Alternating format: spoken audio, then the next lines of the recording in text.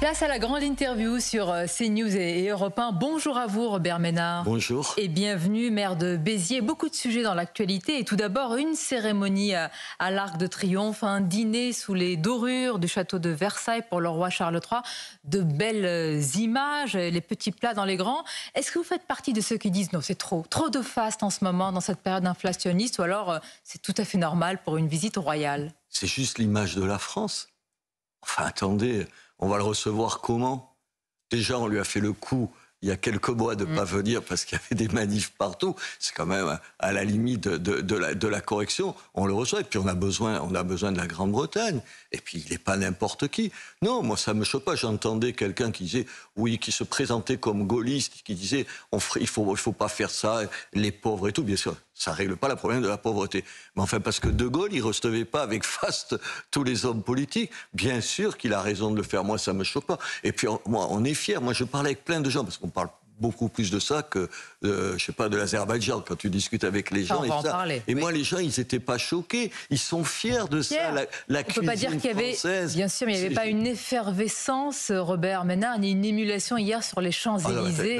Je ne vous parle pas des Champs-Élysées chez moi. Chez moi, les gens, ils trouvaient que c'était plutôt sympathique. Attendez, ils gueulent aussi sur les histoires de prix d'essence. Mais tu peux faire, c'est pas un ou l'autre. Je ne crois jamais à ça. Je veux dire, sur les prix d'essence, ouais, on peut en parler. C'est quand même un truc, un foutage de gueule. Parlons-en. Passons de la grande pompe, si je puis dire, à Versailles, au prix de la pompe. Justement, vous avez vu... C'est ridicule. C'est un fiasco, cette proposition.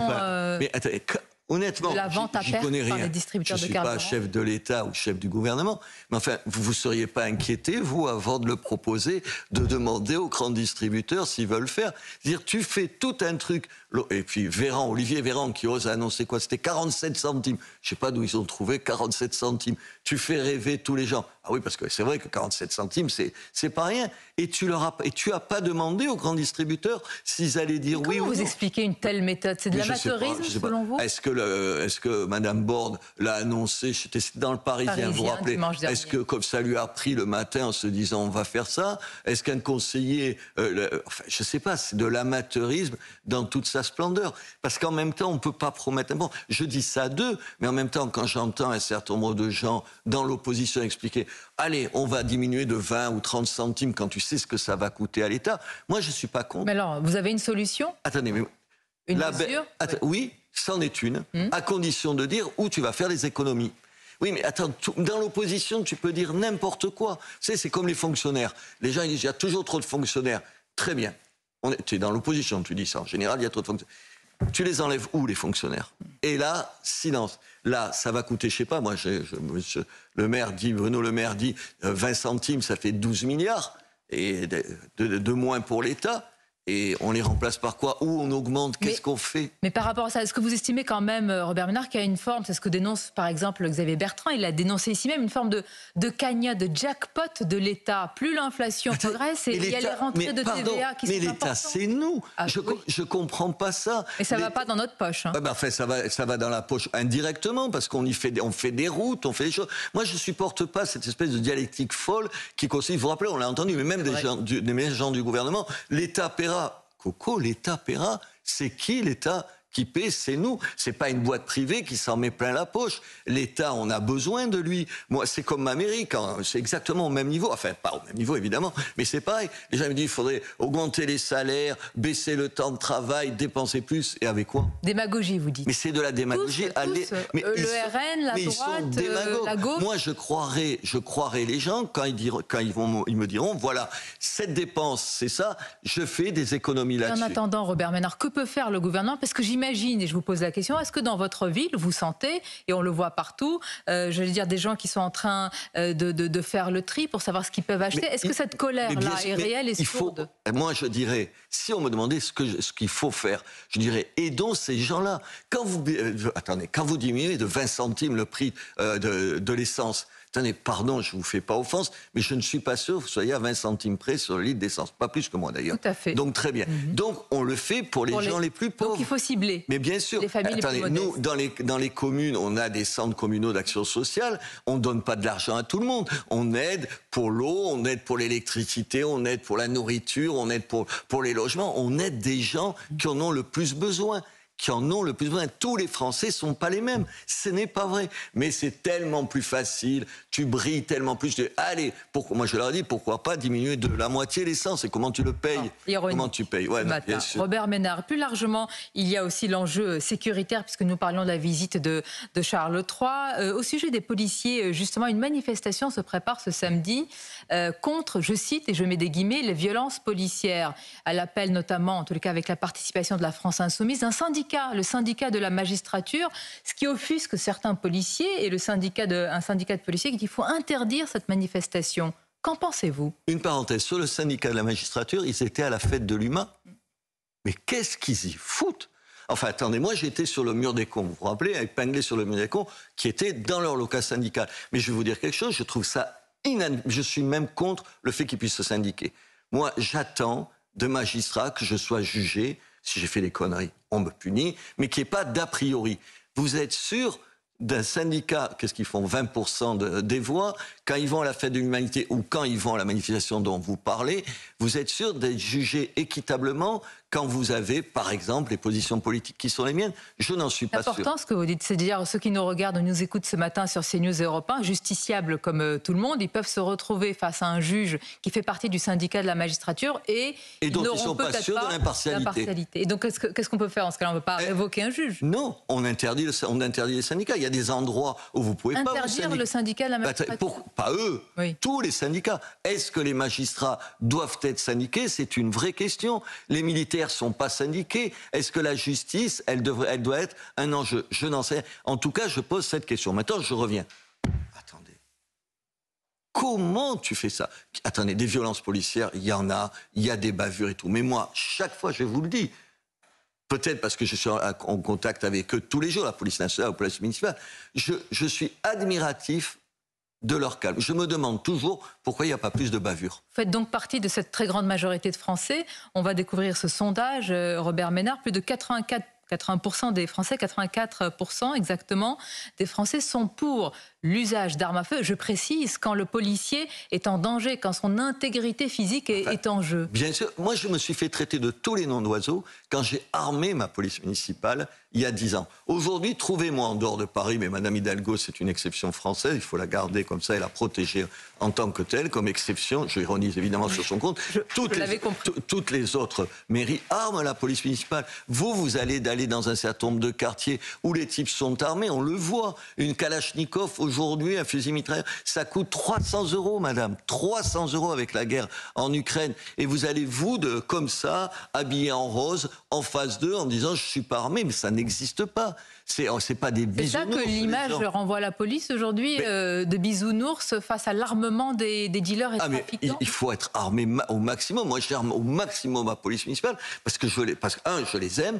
Eux, ils protègent tout le monde. Et 3, attendez, vous voulez qu'ils se fassent tuer, vous, face à des gens? Je n'ai pas envie. Moi, entre ces voyous et la police, vous avez compris que mon cœur balance pas une seconde. Et la manifestation de samedi, c'est une honte. Donc l'interdire.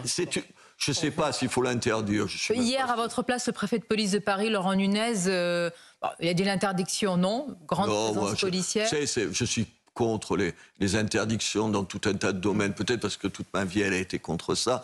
Je ne crois pas que ce soit la réponse. Mais il faut dire ce qu'ils sont. Il faut dire que ces gens-là qui se présentent comme les défenseurs des plus faibles, les plus faibles dans nos quartiers, c'est eux qui veulent le plus de police.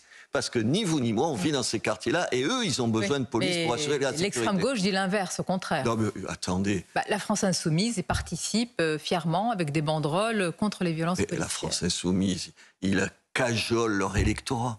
C'est du pur électoralisme pour vous. Pur électoralisme. Tout ce qu'ils disent sur la baïa, sur la police et tout, parce qu'ils pensent, et ils sont même méprisants par rapport à l'électorat, parce qu'ils pensent que quand vous êtes dans des quartiers, toutes les femmes ont envie de porter la baïa. Quand tu dis que moi je discute avec elles, le nombre qui ont peur de se faire traiter de salope ou de pute dans le quartier, et les mêmes mamans qui ne rêvent que d'une chose, qui est suffisamment de police pour pas que leur fils fasse des conneries, ils les prennent, ils les méprisent. Moi, j'ai plus de respect pour toute cette population. La population, moi, j'ai passé ma jeunesse dans ces quartiers-là. Je viens de ces quartiers-là. Attendez, les gens, ils sont comme vous et comme moi. Ils ont envie, les femmes, de s'habiller comme elles ont envie. Et ils ont envie d'avoir de la police parce que la sécurité, c'est indispensable. La police qui sera aussi très, très sollicitée en fin de semaine. Samedi, Robert Ménard, évidemment, avec la visite du pape au Vélodrome. Il y a eu une polémique sur la présence d'Emmanuel Macron et sur la messe. Est-ce que, si je puis dire, la messe est dite maintenant, voilà, il va y participer? Est-ce que c'est clos ou est-ce que vous dites quand même, comment on a pu reprocher au président de la République c'est pareil que sur ça. Des fois, je suis abasourdi de ce genre de polémique. Mais décidément, ce matin, vous êtes étonné de tout. Vous l'êtes pas, vous. Enfin, non, vous me posez des questions, je sais pas moi qui vous les pose. Mais enfin, attendez, le pape, il est aussi chef d'un État. Petit, mais chef d'un État. Il y a un chef d'État, et non, le nôtre ne va pas le recevoir. Mais bien sûr qu'il communie, c'est une autre paire de manches. Mais enfin, attendez, c'est le minimum dans ce pays, avec l'histoire de ce pays et tout. Il va pas accueillir le pape à Marseille. Mais je suis sûr que même les gens qui votent à la France insoumise à Marseille, ils iront applaudir le pape. Pas, mais ouais, non, mais attendez, personne mais c'est intéressant, vous avez parlé de l'abaya et à la France insoumise, mais regardez le deux poids, deux mesures. Sur l'abaya, polémique nationale et interdiction, mais quand il s'agit de participer à une messe, alors là, point de coup de canif dans la laïcité. Attendez, on est à 1 an de ce qui s'est passé, vous savez, pour notre amie, j'ai fait une statue pour elle, en Iran, et on va m'expliquer ici que l'abaya... Voilà. Effectivement. On va ici, une femme peut me dire sérieusement que l'abaya, c'est un signe de liberté, d'indépendance, mais c'est pas vrai, c'est juste pas vrai.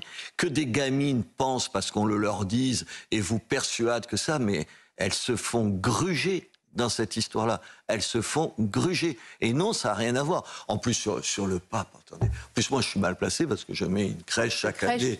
Voilà. Donc, attendez, je mets une crèche. Il y a la ville fait ça. Mais c'était une question de laïcité ou de mœurs pour vous? Mais non, mais c'est un truc sympa, la crèche. Non, c'est pas ma question. Ah, je croyais que c'était sur la crèche. Sympa, ça peut être subjectif, Robert Ménard. Il y a 25 000 personnes qui viennent la voir chaque année. C'est une question de mœurs françaises, c'est une question de laïcité. Attendez, quand vous venez dans ce pays, vous adoptez vous adoptez la façon de vivre dans ce pays. Si vous aimez à ce point l'abaya, pardon, il y a plein de pays où vous pouvez vous mettre en abaya, ou même vous êtes obligé de vous y mettre.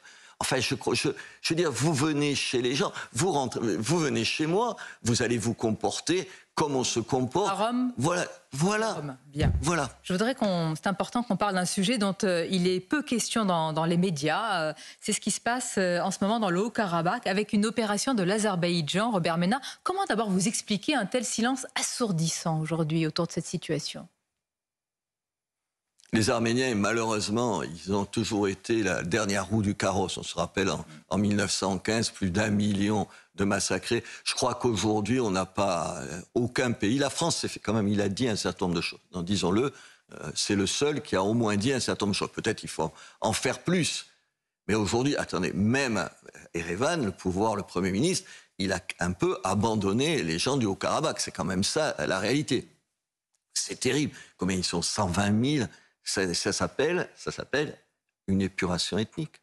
C'est une épuration ethnique que nous prépare un régime. Attendez, le régime de Bakou. Sous le regard de qui? Quand l'Union européenne sanctionne le gaz russe et ne touche pas au gaz azéri, celui de l'Azerbaïdjan, comment vous expliquez cette géométrie? Parce que c'est des clients. Parce que c'est des clients. Des clients qui ont du sang sur les mains. Attendez, certains, ça ne dérange pas. Ah non, mais ça dérange personne. Vous voulez. Attendez, moi, je me suis battu pour l'interdiction, pour pas qu'on aille aux Jeux Olympiques. C'était en Chine. Pourquoi? Si ça avait été à Moscou, on les avait boycottés, pas en Chine, parce que la Chine, c'est un client. Madame, c'est des clients et en plus un fournisseur. Enfin, c'est un régime. Moi, je connais les deux. Je suis allé dans les deux, et juste les uns après les autres. Enfin, attendez. Bakou, vous avez envie du régime de Bakou, mais personne ne lui dira rien, personne. Et je dis quand même, la France, je lisais un édito, je ne sais plus de qui, hier dans Le Figaro, qui reprochait à Macron de ne pas en faire assez. Sûrement, Mais il en a quand même fait plus que les autres. J'essaie juste... Oui, mais attendez, d'être mesuré, objectif. Vous n'êtes pas obligé d'être d'accord. Même si vous combattez Macron, vous n'êtes pas obligé de dire que tout ce qu'il fait, c'est des trucs pas bien. Là, en l'occurrence, il a été mieux que les autres. Et c'est important de le dire et de souligner la situation et d'en parler dans les oui, médias. Attendez. Puis, moi, je me suis battu depuis des années pour les chrétiens d'Orient. Pour les chrétiens d'Orient, parce que c'est une minorité qui risque d'être encore plus minoritaire ou être éradiquée dans un certain nombre de pays.